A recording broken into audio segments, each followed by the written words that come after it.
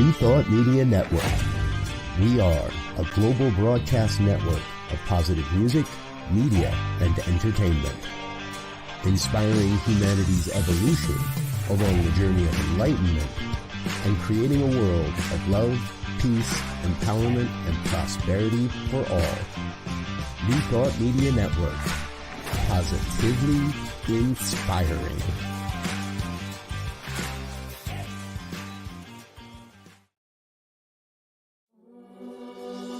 Free my mind, open my heart with the whispers of truth, to live a conscious life, to live a conscious life on the growing edge, on the growing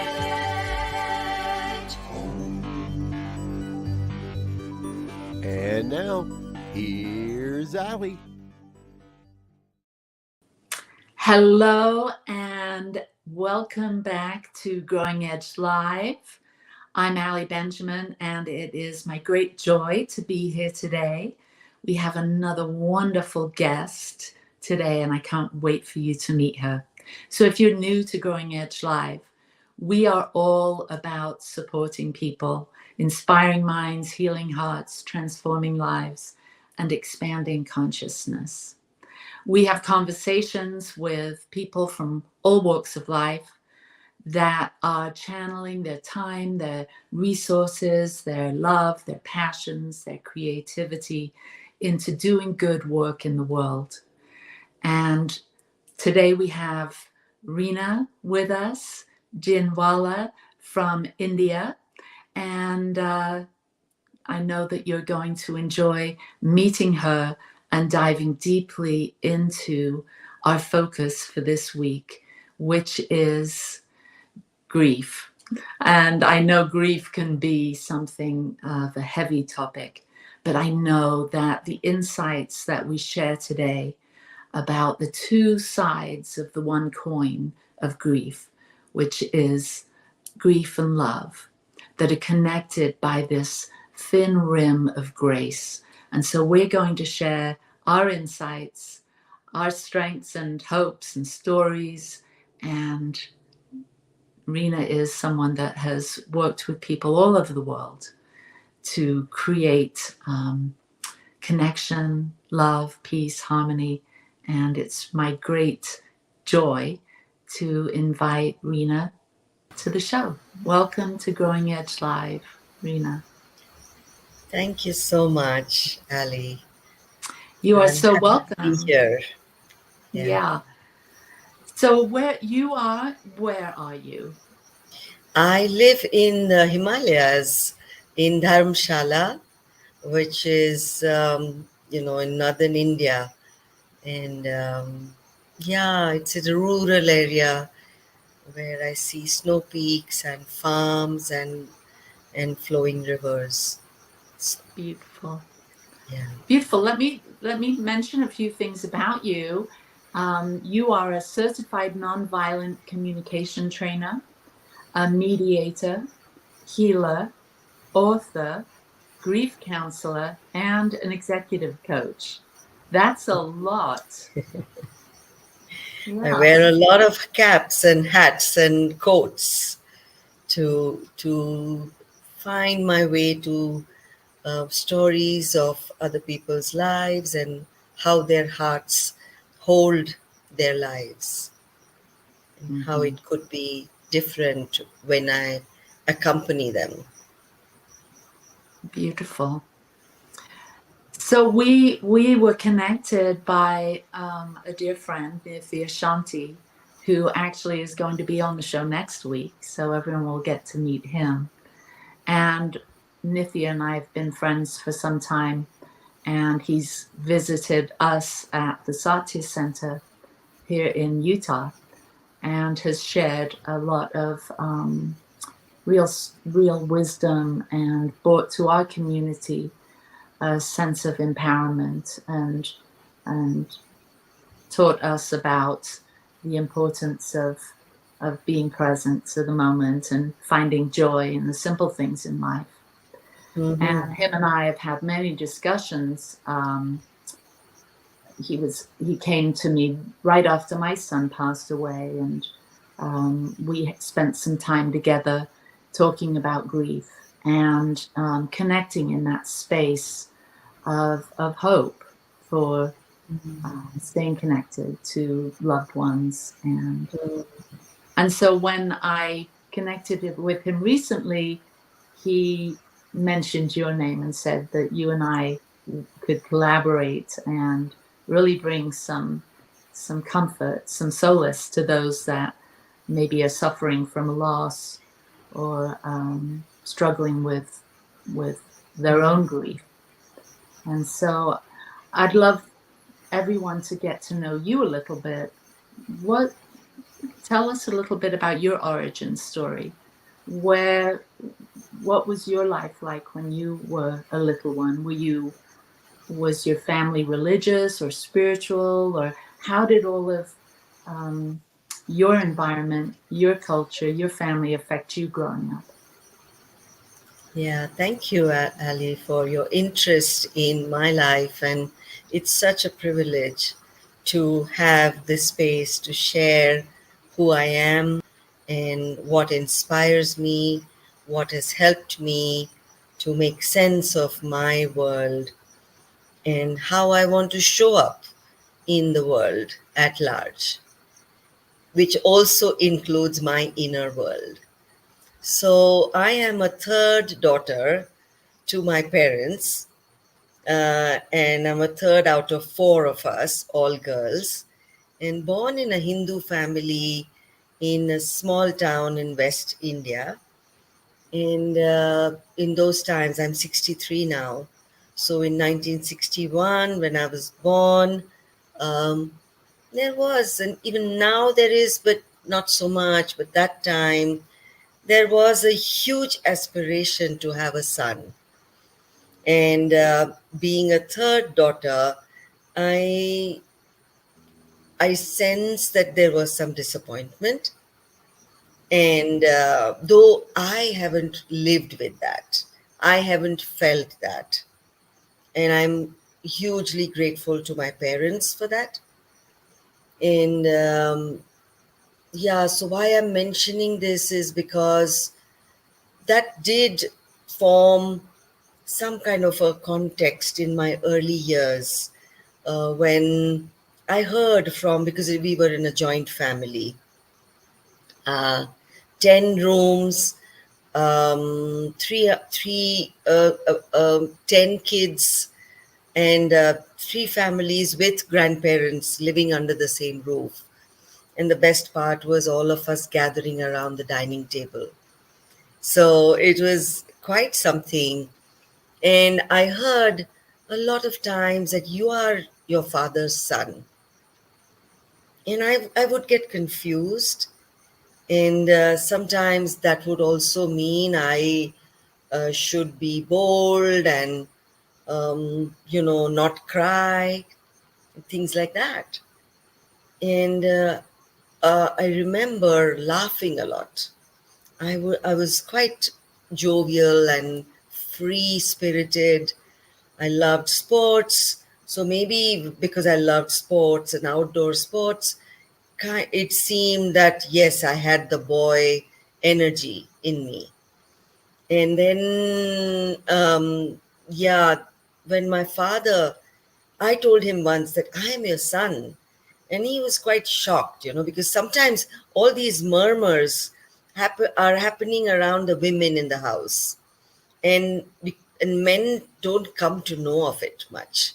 But when I told him that I am your son, and I was so proud, he said, you are my daughter. And I love you as you are. And you are Shakti. You are powerful. Don't ever forget that. So there was a confusion in me at the same time. Being my father's daughter, his voice was the loudest, in my heart, in my mind. So I think I got saved that day when he said, you are Shakti and you are a woman, a girl. So that gave me permission to cry. Hmm. And I remember even now I have some kind of tears, but I remember I would be laughing and suddenly I would cry. And I wouldn't know why. I wouldn't know why. And that time I just kind of dealt with the shame of crying, or the kind of shyness of it. But somehow I let it be. Hmm. Yeah. So So it was at that point where you sort of softened into that, the more feminine side of you. I can yeah. really relate. I was an only child, and my father raised me. My mother had moved out of our house when I was 5, and I also felt like my father's son, and really um, wanted to, have that strength. And so I can imagine him. What age were you when he said that? I was around 10, as I remember. So So that before puberty, when I was trying to be like a boy, but I was kind of reminded that I'm a girl and a beautiful one. mm, mm, Yeah. yeah, that must have been a shift and a change, and maybe where you first started feeling those deep emotions that come from, we get so identified with who we think we should be, or the Yes. role that we, our culture, our societies sort of encourage. And so from that point on, you were able to balance that, the male and the male and the female aspects of your energy. Yes. And the fact that my father said Shakti, and in India there is this um, Shiva. He's Shiva is another very prominent god that we believe in, and Shiva is considered to be Ardhanareshwar, half masculine, half feminine. So with his consort Parvati, there is that sense of oneness and interdependence, and that was beautiful for me later on in life when I got married at 20, and I was working and quite outgoing and, you know, uh, really out in the world, with all my skills and gifts and also challenges of um, feeling intensely, Mm. about things, and then becoming quite righteous also. The teenage me, and then the later on, a young 20-year-old was like, this is right and this is wrong, and this is how things need to be. And, it was quite brash and abrasive to be around. I mean, the energy was quite that. And somehow, yeah, I think I kind of navigated that.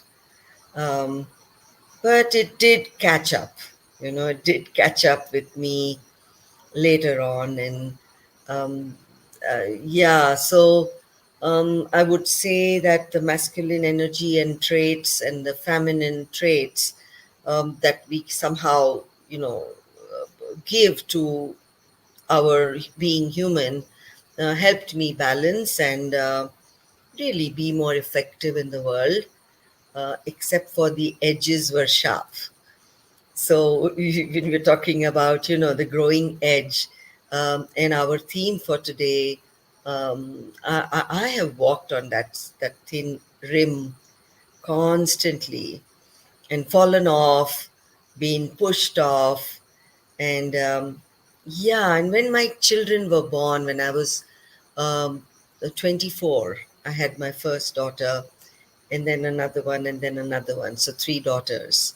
I think they softened me, Mm. and they kind of brought out that tenderness, that love, you know, that kind of acceptance and openness to life, to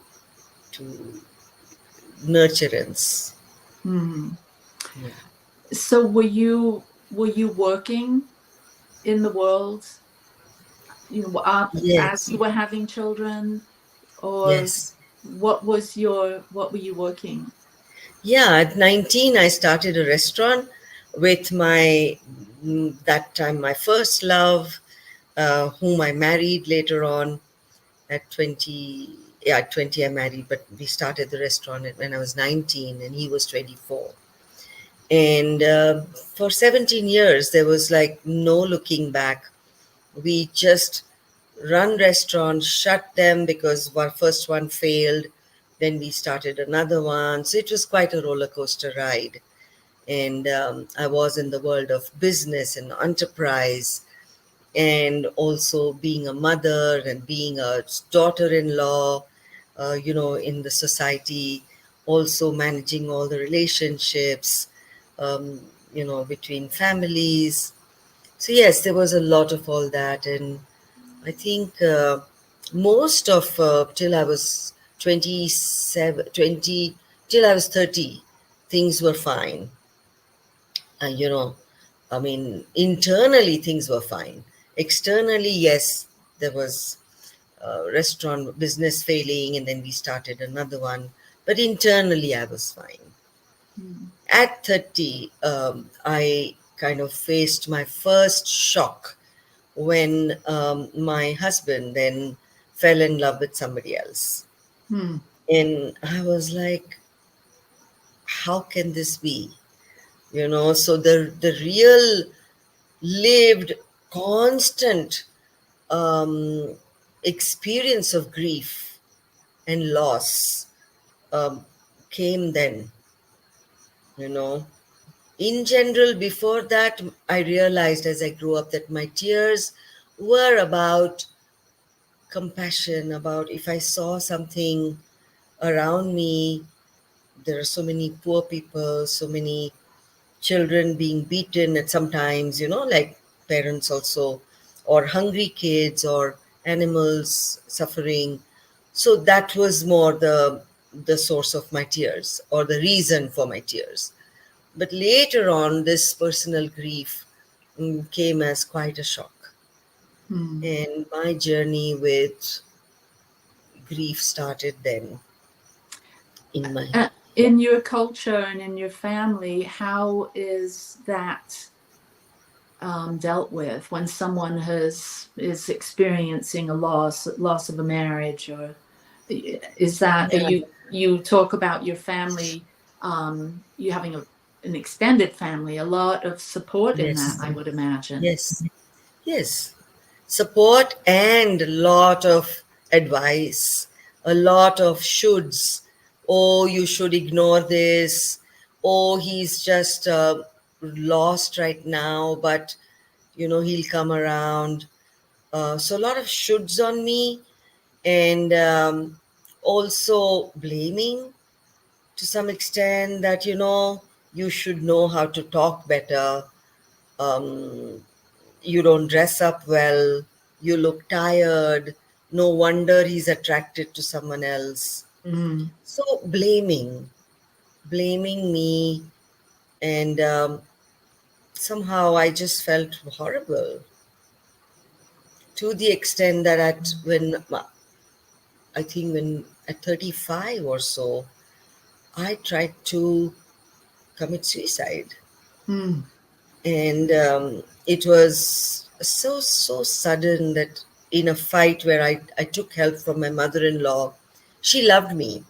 She tried her best to support me, but there was this sense that blood is thicker than water, and also the conditioning that women need to subdue themselves and adapt.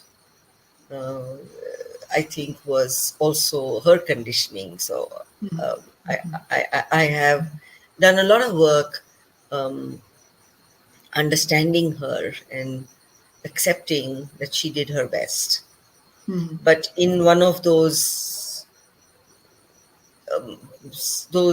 times of possible reconciliation and dialogue, something happened, and I heard I don't know who said it, my husband or her, that I heard that it's my fault that the Mm. marriage is in shambles. And I said, okay, if it's my fault, I shouldn't exist.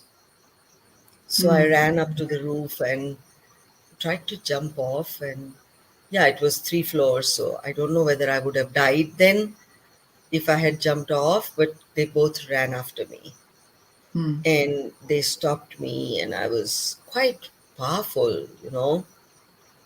I mean, I had so much power in my grief and in my, yeah, that anger at myself, you know, the anger was at me, that this person who was a high achiever, who was successful, had failed. Mm. And I didn't deserve to live, you know. So, of course, they kind of brought me to my senses. And then there was the shame that, oh my God, you have a mental problem, you know, you are not okay. There's an imbalance. So, from blame to shame Mm. and pity, you know, and all these things, along with the grief of loss of a loved. I mean, he was my first love. We did have great years together and 3 beautiful kids. But yeah, so all these, when they are added to a sense of loss, um, and the burden of grief, it becomes difficult. Mm. And you speak of his family, him and his family supporting you. Were you distanced from your own family during this time? No, I was. They were also very loving. They constantly reminded me how powerful I was, how loving I was, how much I had tried to understand the father of my kids, you know, and how we were successful in our business. So there were many things that I had done well. So they kept reminding me. But because we were so busy, I was like, you know, with 3 kids and the business and running restaurants is like a 10 to 12 hour work day. I hardly met them. So I was lonely and inwards with my grief. And so I'm assuming that this marriage ended and you divorced. Yeah, so what happened is I kept thinking, because I love life. I am quite a positive person. So I was like, what happened? How did I think of killing myself or, you know, giving up on life?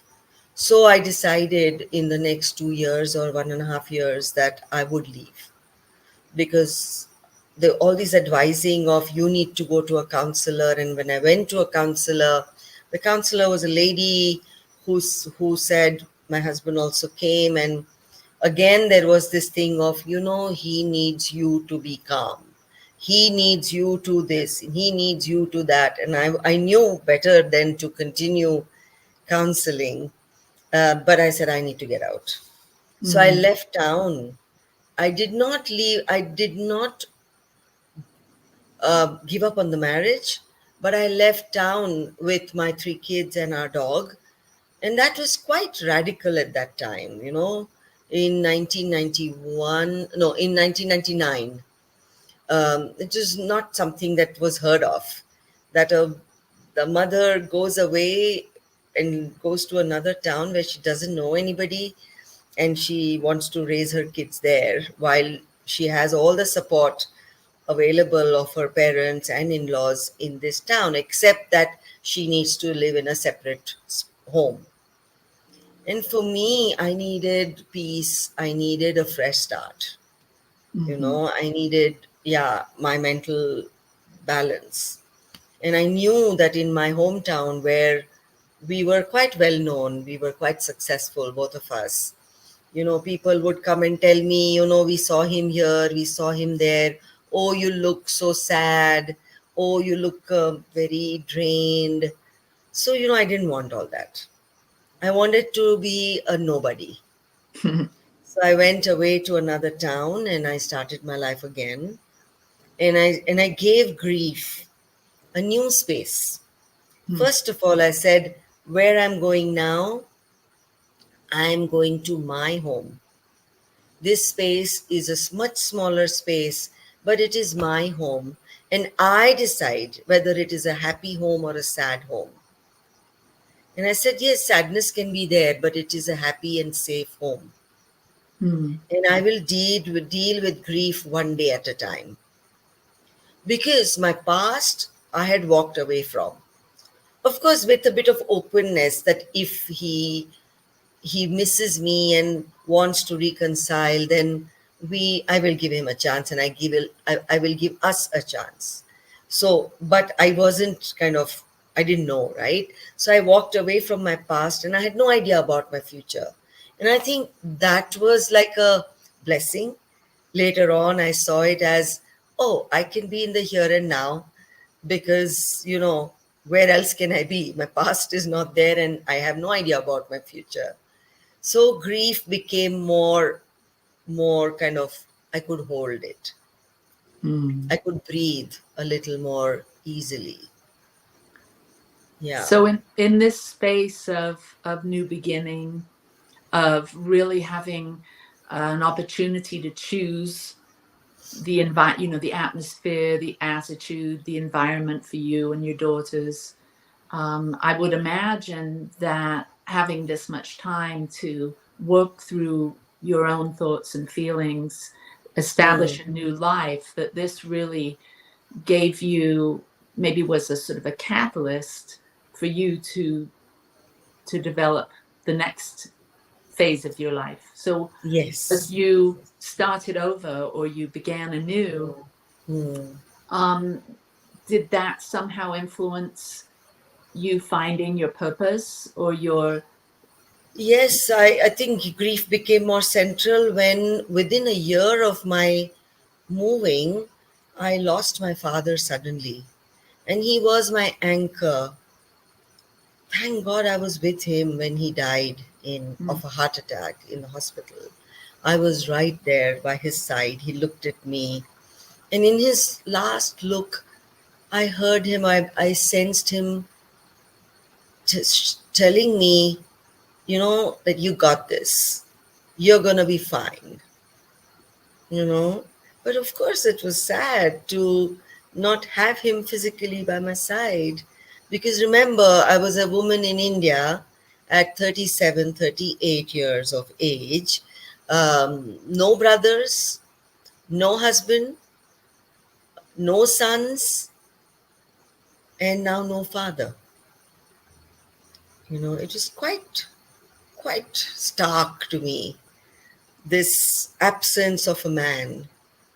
And when I moved, I had decided that having 3 girls, and I was also abused in my childhood by two, three people, touched inappropriately and stuff like that. Cousin, a cook, a stranger, an uncle. I mean, my face just goes like, ugh. So I guess sometimes those must be the moments of tears, of knowing without giving words that this is not okay, what's happening. So anyway, but it didn't luckily frame my life a lot. It did not. I was able to love. I was able to enjoy love, enjoy touch. I love it.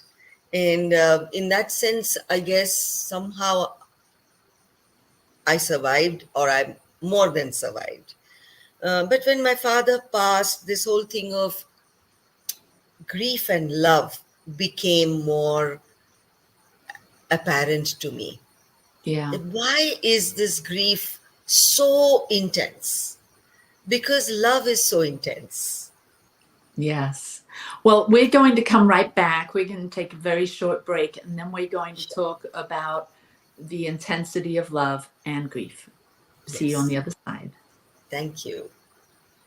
Please help us say thank you to our organizational sponsors, including the Hefferland Foundation, Affiliated New Thought Network, International New Thought Alliance, Science of Mind Archives and Library Foundation, Center for Spiritual Living Denver, Center for Spiritual Living Midtown, New Thought Philadelphia, Planned Happiness Institute, Summit Center for Spiritual Living, One Heart Retreats, Center for Spiritual Living on the Lake, Unity Kitchener, Unity Spiritual Center Ottawa, Om Center for Spiritual Living, thesatyacenter, Begin Within Ministries, Center for Spiritual Living North Jersey, Unity of Savannah, and the Center for Spiritual Living Seattle,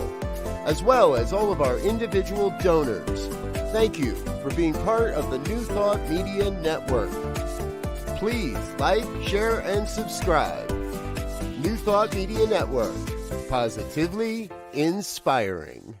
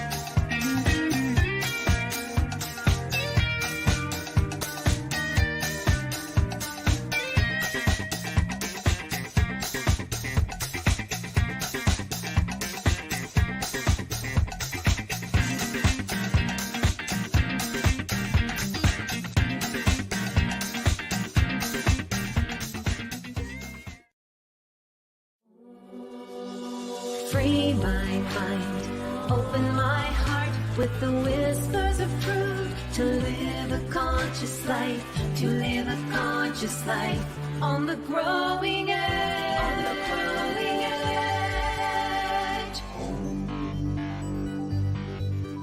edge. And now, here's Allie. We're back. Hey.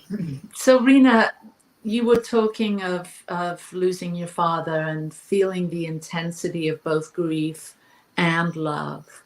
And how did that become the gateway, if you will, or the catalyst for you finding your purpose and the work you do in the world now? Yeah, thank you for that question, because it did propel me into a larger framework of relating to loss, and to being a single parent who wanted I wanted my children to be happy. I did not have space to cry, because with 3 daughters, they were very close, physically close also, they would be around constantly, except when they were at school. So I didn't have space to cry, We all slept in the same room, though we had 2 rooms. I loved those times, when on a double bed, it was just all of us and our dog on the bed. And, so I did have a lot of comfort, of touch and togetherness in my grief. And that, I think, was helpful. And the fact that I had a purpose to bring happiness, to raise my girls as happy people.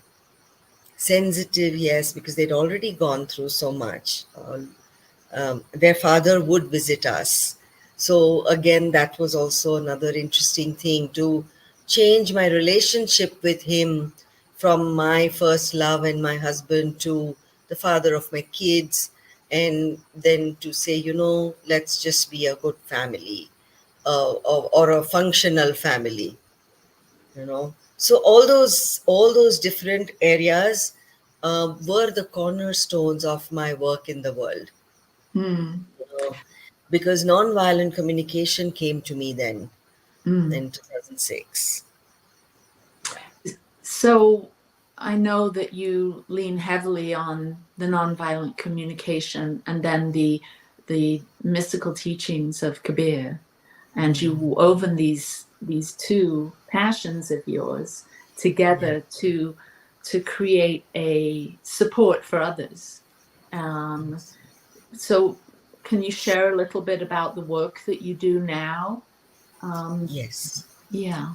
Yeah, because I have a huge practice in supporting parents of adult kids. I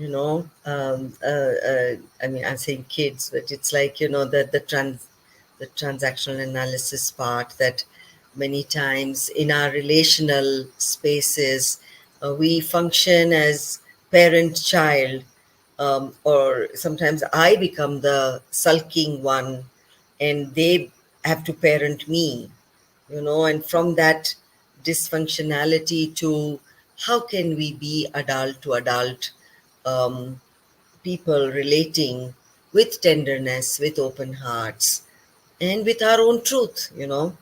It's okay to be honest and be sharp about something that's important. And nonviolent communication helped me to soften the edge of righteousness and moralistic judgment to what are the values that we as a unit of three girls and we want to live in our space, you know.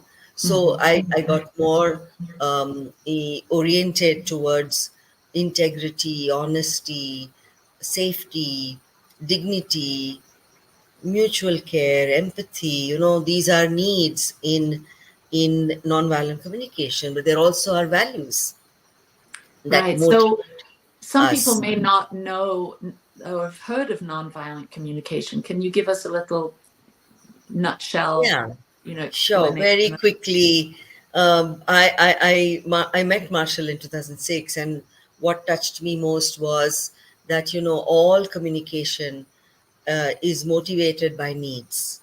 So whatever we do or choose not to do, there is a need behind that. So if I want to be heard, then I may reach out to somebody, or I may even shout. So it may be like a tragic expression of a need where I believe my voice doesn't matter, then I may shout, you know. But when I unpack that, I know that it's a combination of me wanting to be heard with a sense that I matter, Mm. you know. So nonviolent communication is about the intention to connect with myself through empathy, and from that heart space to connect with the other. So instead of the conditioning of thought and strategy, I move to feelings, needs, and from that space, show up with curiosity, care, and compassion, you know. So that's what helped me to slow down, to repair, to recover when I sensed in my body some disconnect with my kids or somebody else. I could hold that and say, what's going on? And Mm. then unpack slowly where was the disconnect or the conflict. So in any case, I jumped into conflict and made a bigger mess. But my motivation to learn NVC was to learn it so that I could navigate and repair and even have skills to reconcile in conflict. So my own divorce happened much later, after 12 years, through a practice of mediation. And yeah, so we kind of navigated that through nonviolent communication. which helped us to look at connecting through our needs and then saying, okay, putting all the needs on the table, even if we can't meet them, we consider them and then we say, okay, what is the best thing we can do to meet these needs or to consider these needs? And then whatever solutions came from that, we were able to live with those and build on those, you know. So now Mhm. we are a blended family. My kids are 38, 32, and 31 years old. They have their purpose in the world. I have my purpose, which is of from inner family reconciliation to social change to conflict resolution to inner transformation to diving deep into grief as a way of healing and feeling life fully, because grief numbs us. So how do I be with it with a sense of an oxygen tank, so that I can feel it fully without that fear of drowning, but kind of rise from that with a sense of, wow, so pain is a given, suffering is a choice. That's what Mm. I learned from Kabir and nonviolent communication. I'd like to So share a little bit about Kabir, but yeah, you have something to say? yeah, so before, because we have a slide that we want to share, before we share that, tell us a little bit about how you came across the teachings of Kabir and how those now Yeah, intersect with the work you do in the absolutely. world. So these gifts have come to me, I was nonviolent communication is not something that I attended as a choice, but I was running a center where I was told there will be 88 people, and my boss told me that we are sponsoring a program and please take care of everyone. And Marshall came down, and it was an intensive training of nonviolent communication for 9 days. And on day three, they said, please jump in, please learn. And I was already a bitter, lonely, angry, like, constricted person inside, showing Mm, a nice, happy face outside. mm, But that's when NVC came to me as a gift, and I learned and learned and learned. And Kabir, one time, I was working at a college when there was an invitation to invite folk singers to college, and I was the person to coordinate that. And this lady, Shabnam Virmani, said, we are having a 6-day retreat on learning with Kabir. And we had learnt about Kabir in our school. So I knew about this mystic weaver poet of 15th century India. So I said, yes, yes, I want to learn, because my own Indianness was very central to me, always. So I was born a Hindu, but not very religious. I was more into spirituality. I went for Vipassana meditation to calm down, to stay stable. So Kabir, I went to the village for a Kabir Yatra, like a journey with 5,000 people, because Kabir's tradition is an oral tradition. mm. Since 700 years, that Kabir is of the people, you know. So that's how I picked up my insights, and I created a toolkit called Kabir Samagri, uh, which is a set of cards and a reflection journal. Because I said, if this wisdom is like precious seeds, I want to plant these seeds into my life. Mm. So each card is like a seed of wisdom, and there's a reflection with it. So it's like, okay, I'm planting the seed, and when I do this practice, the plant, the wisdom is going to grow. So In Kabir is sort of central to one's personal devotional life, a spiritual life, and um, I would love the slide to come up so we can look at these chants Yeah. or these mantras. Yes. Would that be the term for Yes. these? Yes. Thank Yeah, you. can you show how we could use this first Yeah. one?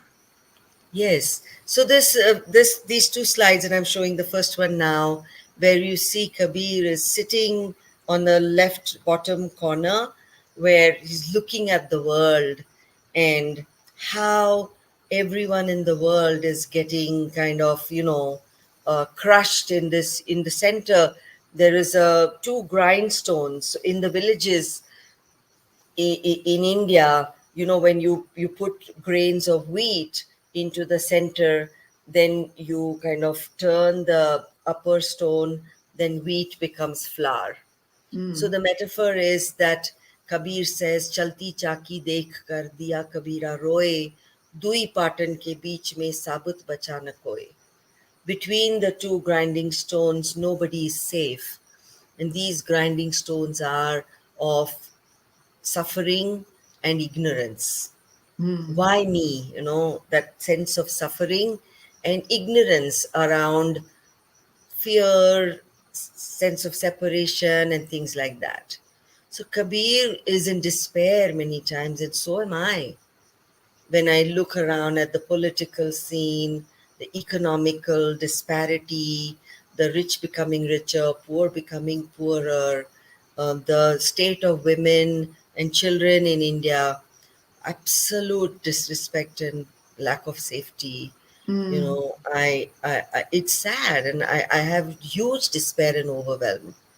But these insights and this staying with grief as a process, to breathe and to kind of, hold my body and kind of envelop myself and to share it. Grief when I'm alone, it's scary.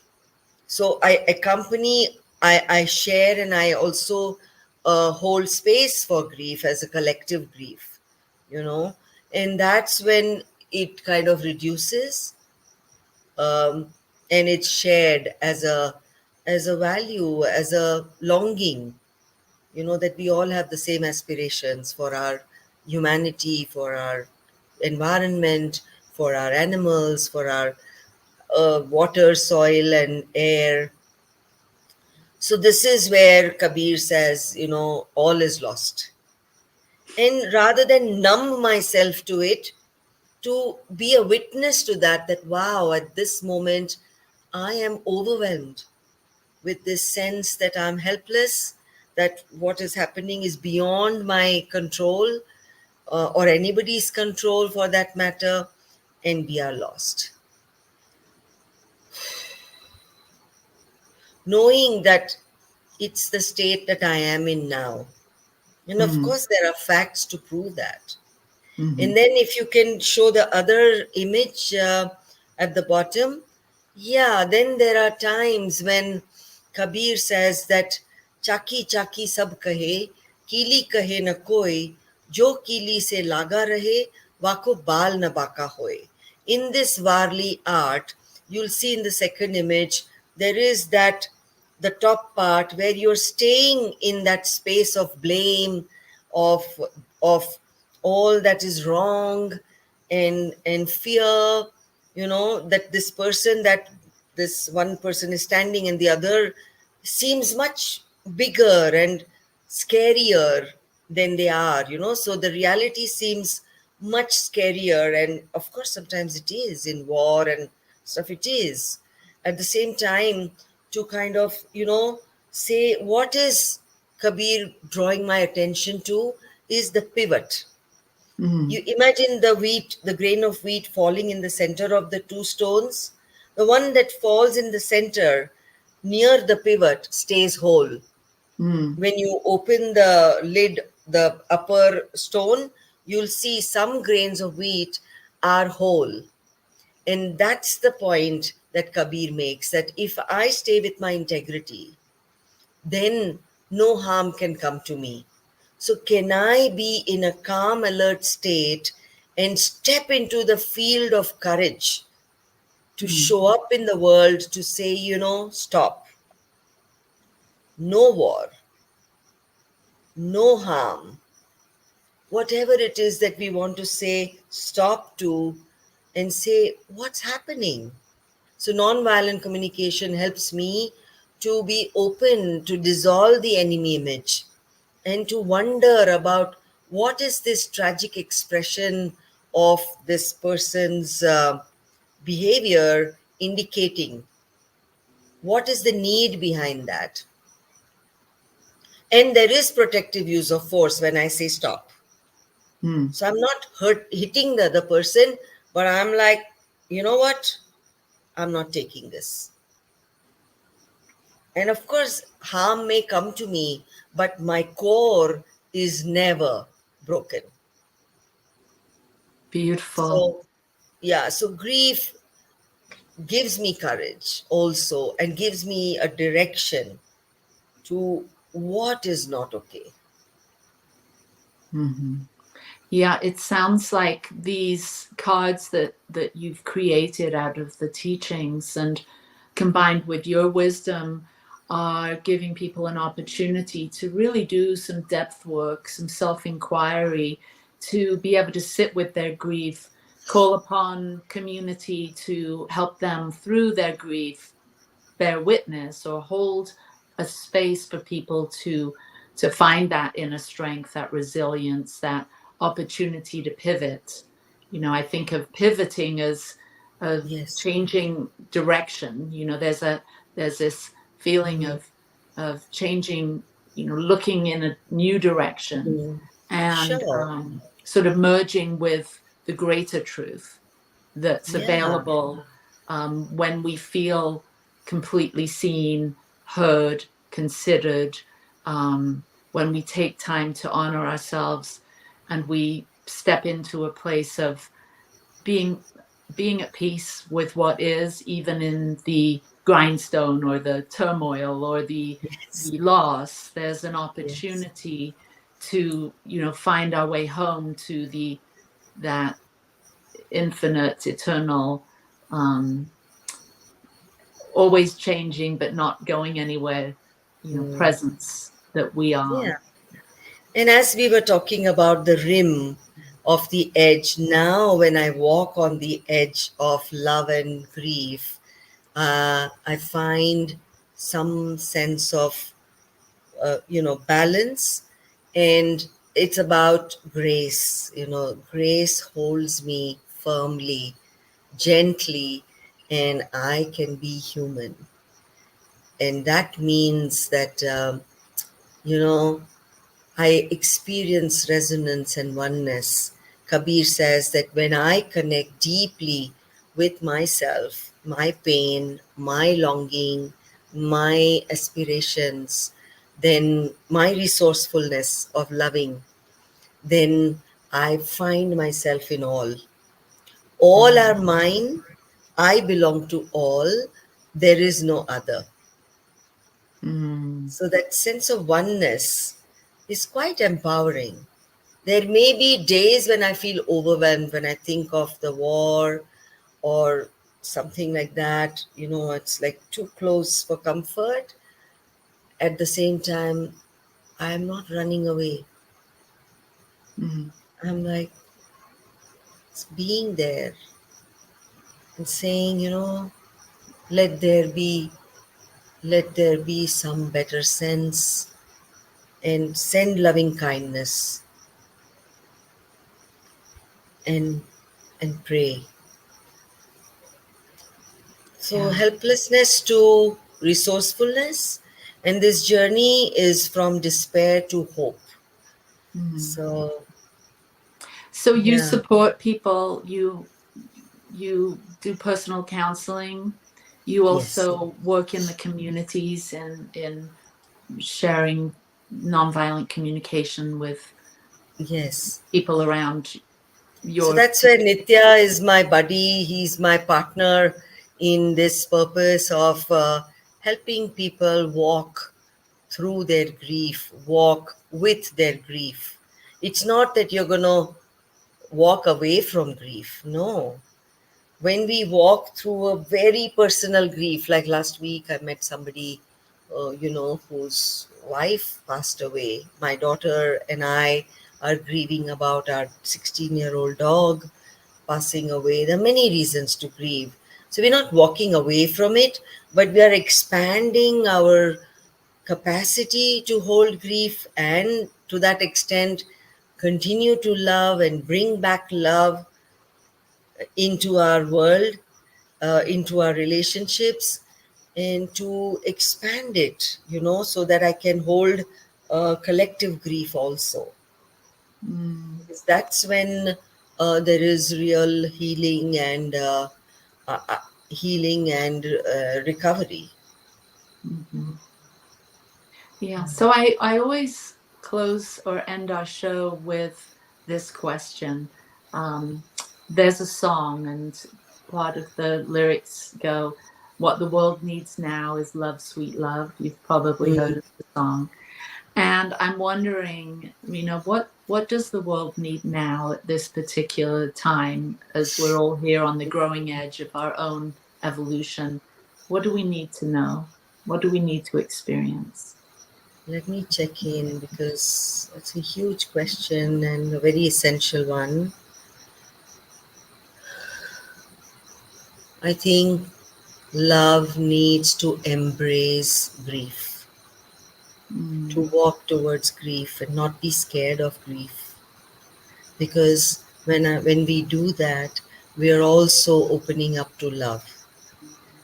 We're also opening up to forgiveness. And when we do that, or gratitude, I cannot forgive, but if I have gratitude, then I can the pivot, no?